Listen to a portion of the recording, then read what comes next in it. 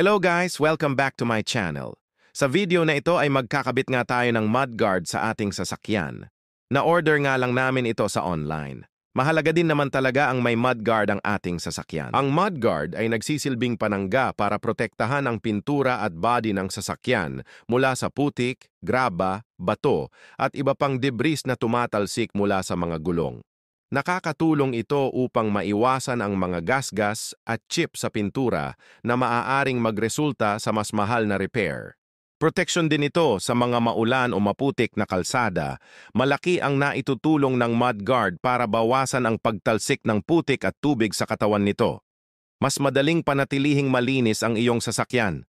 Bago ko nga ikabit ang mudguard, nag-car wash muna tayo dito. At ito na nga, napakadali lang ikabit nito. Tanggalin mo lang ang 2 plastic pin dito at isang tornilyo sa baba. Pwede mo nang ikabit ang mudguard, ilapat mo lang ng maayos ang mudguard sa butas at pwede mo nang ibalik ang plastic pin at ang tornilyo. Parehas lang din ang procedure ng pagkabit natin ng mudguard sa rear side nito. At ayan na nga, naikabit na natin lahat ng mudguard, hindi lang din pala. Ito pang proteksyon sa mga dumi, dagdag forma din ito sa car natin. Kasabay na rin pala ng mudguard, naglagay na rin tayo dito ng bagong deep dish matting. Ang deep dish matting ay may mataas na gilid na pumipigil sa dumi, putik, tubig at iba pang kalat na nalalaglag sa carpet ng sasakyan natin. Madaling linisin.